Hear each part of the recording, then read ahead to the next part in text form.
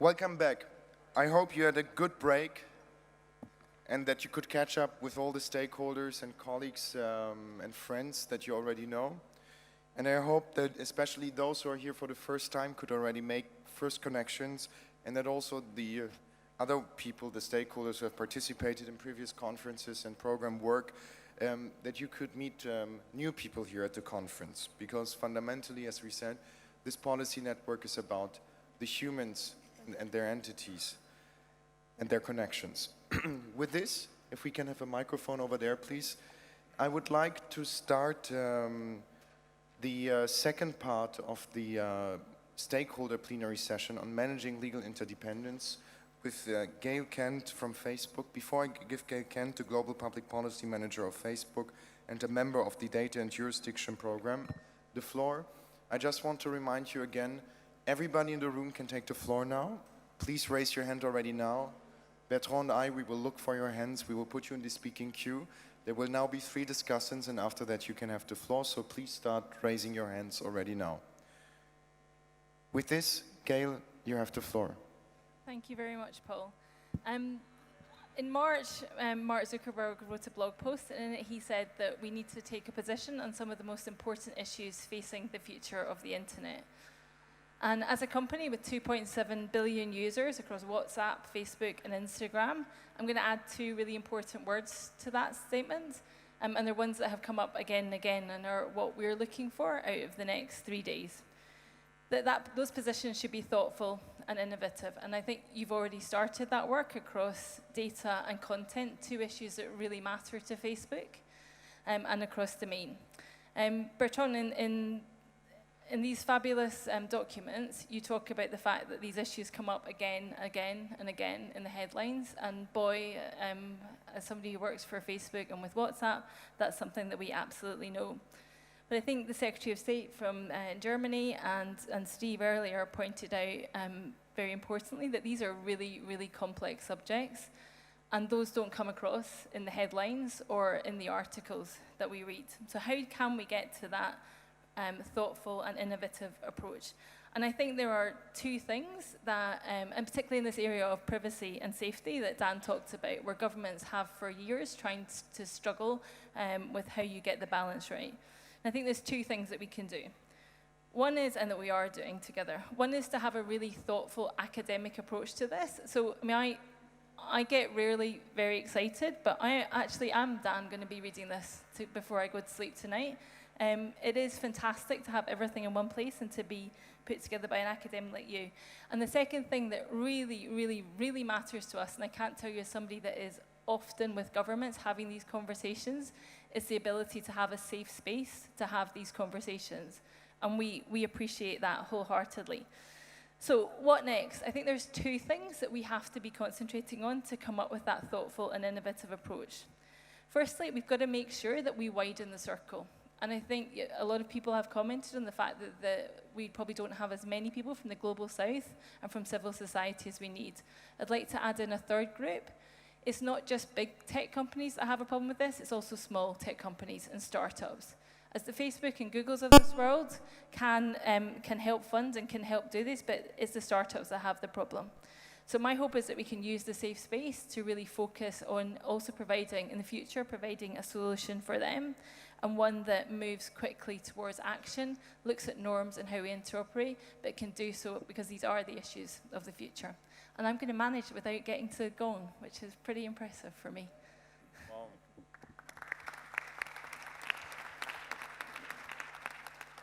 Thank you very much for those remarks. And now I would like to give the floor to Thomas BLÖINK, who's the head of Directorate VB of the German Federal Ministry of Justice and Consumer Protection that participates in the Content and Jurisdiction Program. You have the floor. Well, thank you very much. Thank you very much for the introduction and the invitation.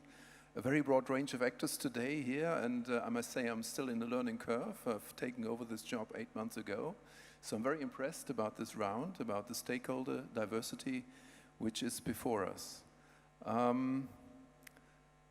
Everybody knows that the internet, if one still calls it the internet, creates huge benefits for us, for individuals, for companies, but also presents a large number of new pressing and legal challenges. And I must say, I personally was not involved in the benefits, but my role here today is that of a representative of the German Federal Ministry of Justice and Consumer Protection. So I will rather concentrate on the challenges side and on potential legal shortcomings we will all face. One of the most pressing questions we face today is how to ensure that we maintain our ability to enforce applicable law effectively, while at the same time respecting and protecting the fundamental rights and freedoms of our citizens. The first issue I want to tackle is cross-country law enforcement. And that reminds me of a time when 30 years ago I was sitting in a law library in Canada thinking about extraterritoriality in competition law. And the big question was, which legal regime should a company follow? And which competition law should be followed, in essence. I must say I didn't find a solution. But having had a look at this area we're talking about today, I was reminded of all the basic fundamental questions which are at stake. So one of these challenges in, let's say, cybercrime enforcement can be described as follows. Cybercrime can quickly and easily transcend national borders, and the data used is volatile and often almost impossible to locate. And in particular, the rise of cloud computing challenges the notion of territoriality and jurisdiction. In many cases, it is difficult or impossible to determine where data is located. And more often, the data we access is not stored in the country where the user is situated. Now, this is a challenge for criminal investigations and criminal procedural law. This raises the issue of which data law enforcement officers may access without violating the sovereignty of another state. We firmly believe that in order to maintain the rule of law in cyberspace, it is essential that we develop an international order for cyberspace that permits effective cooperation, rigorous protection of fundamental rights, and a solution to the issue of jurisdiction. Germany, therefore, for example, strongly supports the negotiating process taking place at the Council of Europe, aimed at finding solutions to these pressing issues and adopting them in the form of an additional protocol to the so-called Budapest Convention. Another important issue is tackling illegal content on internet sites, and everybody probably knows the Netzwerkdurchsetzungsgesetz, one of the first regulatory regimes put in place to look at internet crime, at hate crime, which is, from a political point of view, I think one of the most fundamental issues in a public debate. The question is, how far should any co-responsibility incumbent upon intermediaries go, and how do we enforce such responsibility, given that the intermediaries are most often located in other jurisdictions? Infringements of intellectual property rights have long been in the focus of that debate, but I think criminal hate crime is one of the more pressing ones. Looking at the experiences we have with the so-called Network Enforcement Act, we think it is an effective first step, and there has been some change done by the networks, but there has to be some improvement as well, looking at the Act itself, but also from the implementation side. So I think I'm already over the time I've had. Too many lines here, too many memories. I think I'm just to add up, I'm very impressed about the different information we can gather here and about the experiences which are put together here. I think you can put forward some of the more practical issues which a regulator can also look at when thinking about new regulatory regimes. Thank you very much. Thank you. Thank you very much. Before we go to the next discussant, after that we open the floor to the entire stakeholder plenary, so please start raising your hand. Sharon Bradford Franklin is the Director for Surveillance and Cybersecurity Policy at the New America Foundation, and she's the facilitator of the Data and Jurisdiction Programs Working Group. Please, you have the floor. Thank you. So New America's Open Technology Institute is a civil society organization based in Washington, D.C.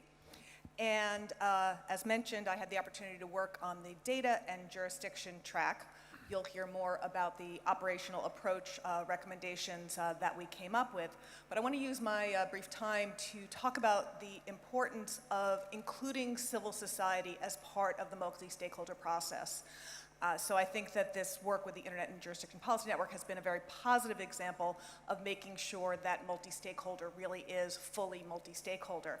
The topic for this session is about managing legal interdependence, and so we have, through this, also been able to focus on the interdependence of all of the stakeholders. And this is a little bit of a direct contrast. The experience in the United States relevant to the data and jurisdiction track was with the enactment of the US Cloud Act a little over a year ago now. And leading up to the Cloud Act, the civil society constituency really was not brought into the room. That wasn't until afterward. We had voiced some objections that the text of the Cloud Act was not sufficiently rights protective when we're looking to facilitate cross-border access to data in a way that protects human rights. And it wasn't until after the enactment of the Cloud Act that the Justice Department finally invited in a number of civil society organizations to hear our concerns, looking forward with implementation and negotiation of bilateral agreements.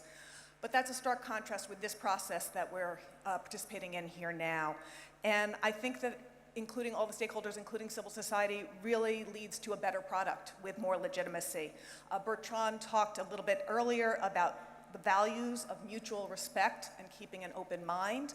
And that really was our experience, I think, in our working group and across our contact group for the data and jurisdiction group. And it led to a series of recommendations that, at least in my view, include more robust safeguards for human rights, but while still making recommendations that meet the needs of the government constituencies, the tech company constituencies, and I think overall, when you can be in the room together and talk through each other's concerns, understand where people are coming from, you can get to a better product. So going forward, and I hope we'll be working toward this goal, that this product will be influential with policymakers. There are a number of processes already going forward. I mentioned bilateral agreements under Cloud Act. There's e-evidence, the additional protocol under the Budapest Convention, and I'm sure other processes will be coming up elsewhere in the world as well. And with the legitimacy that comes from a full multi-stakeholder process, including civil society, hopefully that will give these recommendations more credibility and lead to productive rights-respective regimes around the world. Thank you.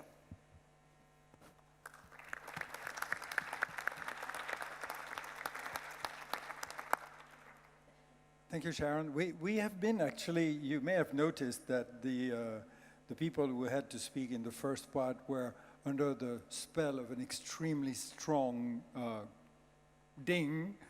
We toned it down, and now it's a little bit, so it's a perfect example of the agile evolution. So you go a little bit too far in one direction and a bit too much on the other one. What I want to just say is the reason why we have those 3 minutes is to make sure that there is a flow and a distribution. Nothing prevents at all people who have already taken the floor who want to add something, and particularly to respond to a comment that was made by somebody else. I mean, I'm making a big effort, as you know, to not respond and make comments on everything that everybody is saying. Not that I don't want to, but but please do. This is intended for that. That's the format. If you pick on something that somebody else has said, don't hesitate to chime in, even if it's for 1 minute or 2 sentences. That's exactly what it is intended for. So even if you've already spoken and there are a few things that you want to add, unless there is somebody else that has raised his hand before, that's the place for it. Shall we move, unless there is anybody who wants to add something? Okay. Yes. Giacomo. Can you stand up, please, Giacomo, so that we can see you? I'm not enough tall, this is what you mean? No, it's... True, true, I confirm. So, Giacomo Mazzone from the European Broadcasting Union. I'm here representing the media, or at least especially the component of the media that are the public service media. We are here because we participate to this exercise because we need rules, we need common rules, we need global rules, because anymore there doesn't exist single markets. You don't have any more a boundary or a language that could allow to work within a set of rules that only belongs to a country or to a language. So we need to define together this set of rules because these are essential for democratic exercise. Public service broadcasters, now the public service media, are asked by the law, the national law, to exercise a certain number of social functions that are related to human rights, like inclusiveness in society, like access to culture to everybody, access to reliable news and information, access to topics that could allow to make decision process when you go to vote for elections, a fair process where you have all the elements. Because of that, we need that these rules that will be, a set of rules that will be defined, allow us to continue in the new digital environment to deliver the same services that we are providing today in the analog world, let's call this way. We have also a lot of other issues that are related to the business model that is disrupted also by the digitalization, and this is common to all the media, but there are others that can better describe what happens in this sector. But what is important is that you have to consider that the regulation, it's important, it's fundamental. We need to have common level playing field for all. Europe has started to do an exercise very interesting, especially, for instance, in privacy with the GDPR, and now we have to see how the implementation of the Audiovisual Media Directive will go on. We are going in the right direction. I think that this we need, in this field, in this place, we need to go ahead and build rules that then applies to everybody in order to be sure that the same values, the same process will be delivered everywhere in the same way, with the where the difference will become the quality. And the most important point on that is for news. Because what today shape our society, where the future of democracy lives is on reliable news and correct information to the citizens. If we don't have that, if we are not able to deliver that, if the conditions for that are not ensured, we fail our mission. Thank you. Thank you. Thank you very much.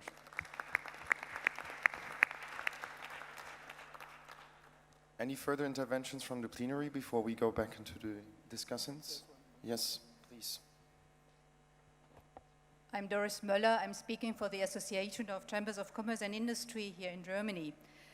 I follow the discussion of rules in the internet now for years, and I realize that we come to a point now, yes, where rules are really demanded. Rules are demanded from industry, rules are demanded from the stakeholders to have a certain certainty in the internet. And I agree very much to Mr. Nemec this morning, or in the first panel. He said it's important that we have in the internet, again, the rule of law. And when I come to enforcement, what the Ministry of Justice, the representative here, has told, I'm very much in favor for that, because yeah, everybody must be in favor that the rule of law or enforcement is, yes, is a fact, yes, and come, because if we cannot really enforce law in the society, we really also lose our public and we lose democracy. So we need really to find some specific rules, and I think there are already rules. We have also to combine these with the ethical yes, discussion that we have. Yes, what ethic is the rule in the internet, for instance? Yes, by yes, artificial intelligence, for instance. Yes, so all these things are a little bit combined also together. Yes, we have human rights that everybody acknowledged. Yes, so we can base on this. We have not to invent everything new, but we have to adapt it. Yes, to these. Yes, to this new yes world. Thank you. Thank you very much. We can take one more intervention from the Stakeholder Plenary before we go back to the discussants, if someone wants to chime in at this stage. If that is not the case, unfortunately, Nicolas Schubert Gallardo, the Digital Economy Coordinator of Chile's Ministry of Foreign Affairs, was supposed to speak now, but he had to travel last minute with his minister this weekend, so he cannot be with us today. So I would like to give the floor to BLACKLER, who's the Vice President for Policy Strategies of the Walt Disney Company and a member of the Continent Jurisdiction Program. You have the floor. Thank you. Good afternoon. I think I was really struck by several things on the interoperability point. One thing we talked a lot about today is the interdependence point. And I think from a business perspective, we've known we were all interdependent, all the different businesses working in this field for a long time. And we're now seeing that kind of same realization that the legal jurisdictions are interdependent. And really, I think it's interesting to note that the rights are also interdependent. We talk a lot about the right to expression without the right to privacy is not effective and vice versa. So it's kind of an interesting theme when we think about all of that needs to be integrated. The other observation I'll make is that several of the folks who have expertise from other areas, I noted the WTO colleague, I think she left, made the point about these are some of the same principles that we've been able to put in place there, that we talk about broad principles, that we want independent actions to follow, but allow for deviation for legitimate policy objectives with proportionality and rights protection. So to the point our colleague from the German Chamber of Commerce just made is some of this is not new, it's just a way of applying it in a way that makes sense. And lastly, I'll just say, I think we really need to focus on effectiveness and be doing things that are going to be effective for policymakers, some of whom are here and some of whom are not. And so when we think about broadening the circle, I think we also need to think about not just people from geographic places that aren't represented, but people from philosophical places that aren't represented who are making decisions every day. And hopefully that is what we can influence here with this work. Thank you. And I yield the rest of my time. Thank you. Thank you very much. Now I would like to give the floor, if we can have a microphone over there, please, to WAISWA ABUDU SALLAM, who's the head, apologies, who's the head of legal affairs at the Ugandan Communications Commission and a member of the Data and Jurisdiction Program. Please, you have the floor. Thank you very much, Jay and everybody. And I'm grateful for the invitation to come and participate at this forum. It gives me a chance. As somebody from Uganda, many of you may not know where Uganda is, but it's a very small country in East Africa with about 40 million people, where internet is now becoming a norm, something that almost everybody is now looking forward to getting to use. So I'm happy to be part of this team. Regarding the topic for discussion, ladies and gentlemen, I think at this point there is global recognition that internet is not just internet, but internet is like a global highway for the global citizens. A highway that everybody can access, but a highway that no country has exclusive control over. And this is calling for reinvention in the way we approach its regulation. Because whereas in the past, countries were known to have territorial jurisdiction over their borders with a mandate to come up with laws that regulate the manner in which their citizens can enjoy the rights within their countries, the internet is redefining that. Because as a country, you can come up with so many rules to manage your people in your country. But without realizing it, those rules can have ripple effect on so many people beyond your borders. Many of our countries rely on services, on providers like Facebook, like WhatsApp, that are far away from Kampala, where maybe the government could be coming up with policies. And therefore, because of this, I believe this topic is very important for us to discuss how we can have interoperable legal regimes that accommodate diversity in opinions, but also recognize that the world is not at the same level. And that's why, personally, I'm very happy about the idea by I&J to develop the general frameworks, the guiding principles that any sober country should use when dealing or developing policies regarding internet regulation. Most countries are grappling with so many challenges on the internet, but I'm meant to understand that none of these challenges is unique to any particular country. So what all countries need to realize is that you can work together You can come at forums like this one, put your heads together and think about how best you can progressively solve those problems without affecting the rights of your people. In my view, if every country can accommodate that and realize that about internet, it's not just about your country. It's not just about your individual citizens. This is a global issue. You cannot come up with laws that will restrict other people from using the internet, because that internet is a road for other citizens, both in your country and beyond. So just like you can fly in a plane from Uganda to Berlin, even internet, you can be in Berlin, but when you are actually affecting rights of somebody in Uganda. So because of that level of the global nature of the internet, countries, stakeholders must realize that it requires unique interventions, and this calls for mutuality, for cooperation, and continuous engagement between governments, operators, and individual citizens. And specifically, we need to build civil society capacity. I fully agree with Sharon that there's been a lot of attention by civil society operators in other rights, but there is limited discussion about digital rights. And in my view, in countries like Africa, we need to emphasize that the citizenry should learn about their digital rights, how they should be responsible, and how government should react to abuses by people on the internet. In my view, once we do that, we shall achieve commonalities, we shall achieve development and growth in the internet, and this will help smaller countries that are coming up and looking up to the big countries to improve their processes, and at the end of the day, the internet will become a true tool for social and economic development in the world. Thank you very much.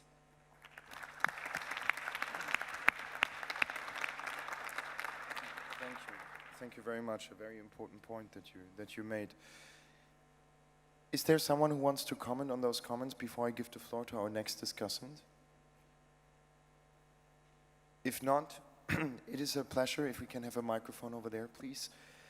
I would like to give the floor now to HIROKI HABUKA, who's the Deputy Director of the Digital Economy Division of Japan's Ministry of Economy, Trade and Industry.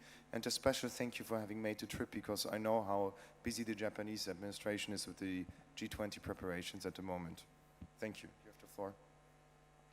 Thank you very much, Paul, for the introduction, and good afternoon, everybody. On behalf of Ministry of Economy, Trade and Industry of Japan, I first would like to express our great appreciation for the hard work of the Internet and Jurisdiction Policy Network following the Ottawa Roadmap, and congratulate on having this remarkable third global conference. In a few weeks, as Paul said, Japan is going to host the G20 summit meeting in Osaka. There, trade and digital economy will be one of the most important discussion topics. In January, at the World Economic Forum in Davos, our Prime Minister Abe Shinzo proposed to start a new track in the G20 meeting for data governance. He said that we must be able to put our personal data, data embodying intellectual property rights, national security intelligence, and so on, under careful protection, while on the other hand, we must enable free flow of medical, industrial, traffic, or other most useful, non-personal, anonymous data to see no borders. He called the concept DFFT, data free flow with trust. The point of this idea is that trust facilitates free flow of data. The goal of the DFFT, data free flow with trust, is to encourage free flow of data by strengthening people's confidence and trust in the digital economy. Trust has various aspects, including privacy, cybersecurity, and consumer protection. When we think of how to ensure trust, it would be not enough to rely only on regulations. Since the technologies and business models change so rapidly, since many important business decisions are made based on the digital architecture designed by private parties, and since digital services and contents easily cross the borders. In other words, the traditional Leviathan model, in which assumes that the government has all the necessary information and expertise to protect social values, would not be applicable for the current digital economy. I'm saying it not because Japanese people are humble, but we really believe that. We believe that dialogue and cooperation among various stakeholders, including private parties, national governments, and international organizations, would be essential. Therefore, we believe that the Internet and jurisdiction, which involves major governments, civil society, academia, international organizations, as well as the global Internet companies and technical operators, plays a critical role to facilitate free flow of data.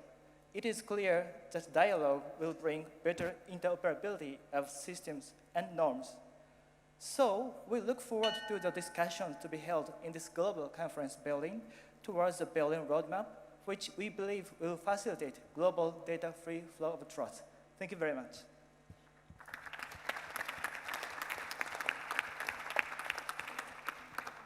Thank you. Thank you. So I would like, unless there's an intervention from the plenary, this is the last chance in this segment, give the floor to AMANDEEP GILL. If we have yes, you already have a microphone. He is the Executive Director of the Secretariat of the United Nations Secretary General's High-Level Panel on Digital Cooperation. Please, AMANDEEP, you have the floor. Thank you, Paul. Merci beaucoup, and congratulations for organizing a tremendous event and putting together such substantive papers for it. In a week from now, exactly on June 10, Melinda Gates and Jack Ma will submit to the UN Secretary General the report of perhaps the most diverse panel in UN's history. After years' deliberations, after 1 year of reaching out to stakeholders across the globe, stakeholders across different domains, we put together a series of recommendations for the Secretary General. In our journey across the globe, across different communities, we found a hunger for policy. We found an appetite for investment in governance, in new ways of collaborating to address the challenges of the digital age. And it is appropriate that we are titling our report, The Age of Digital Interdependence. The key message of the report is that there is a pathway between dystopias and utopias, that we can manage the risks and we can use these new tools to solve old problems, provided we can be inclusive and provided we can build cooperation around these technologies. And to stimulate, to trigger a discussion around the right models of digital cooperation, the right global digital cooperation architecture, we are suggesting 3 models of governance. And it's interesting that all 3 of those models, whether it is the model which is based on the existing multi-stakeholder Internet Governance Forum, or it's a new model called a co-governance architecture, or another model which is built around the theme of digital commons. All 3 of them have networks, have tracks of multi-stakeholders built into them. And this particular conference, the work that's feeding into this conference, is a perfect example of the kind of work that we are calling out for. This path forward would be a path of learning by doing. So it would not be an imposition of norms and governance structures from the top. We would have to discover them by building cooperation together. And this path will be illuminated by our shared human values. That would be the guiding light for building these new forms of collaboration. Thank you. Thank you very much.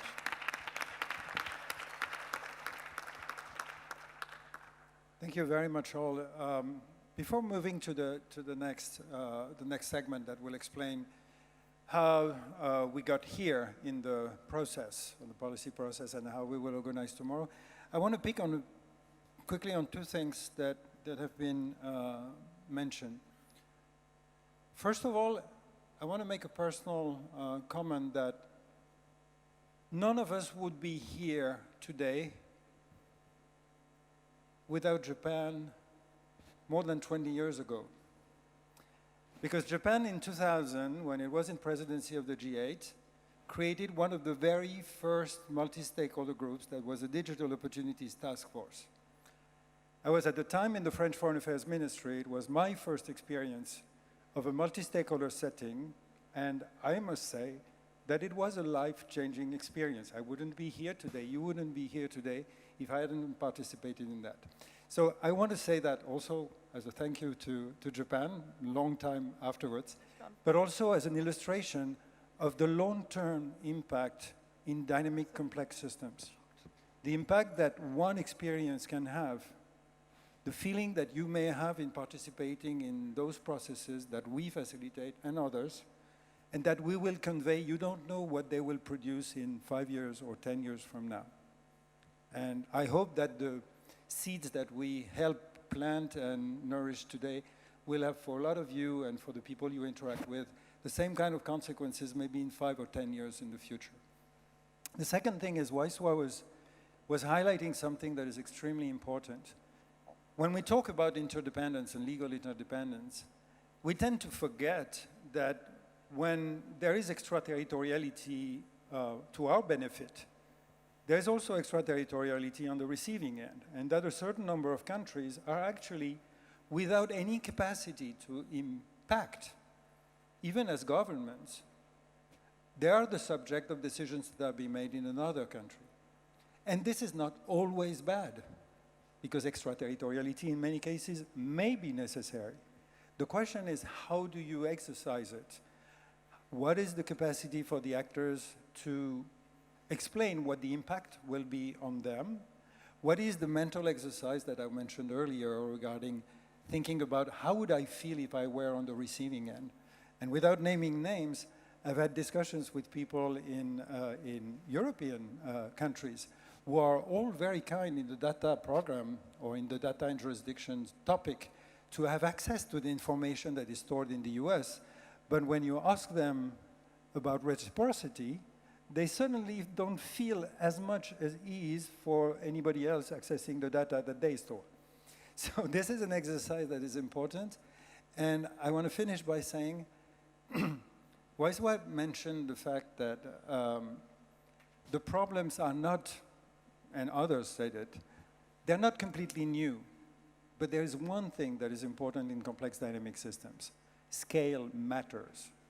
Quantitative changes produce quantitative changes, produce qualitative differences.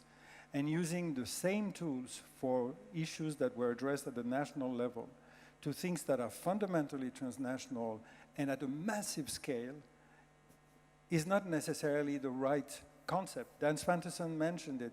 The legal concepts sometimes are under stress. And there is a whole discussion that is undertaken at the moment because we struggle on the question of territoriality, non-territoriality, and fundamentally a question of what is the application, what does sovereignty mean in a digital environment of interconnectivity. Sovereignty is far from dead, but it doesn't exist in the same way. It is not exercised in the same way as it was in an era of pure territorial sovereignty. So with those words, and this is part of a much longer discussion, I want to maybe open the next phase and make a brief introduction or give the floor to Xavier to make a brief introduction on the operational approaches, how they came to being, and then afterwards the three coordinators will say, give a perspective on how the contact groups worked.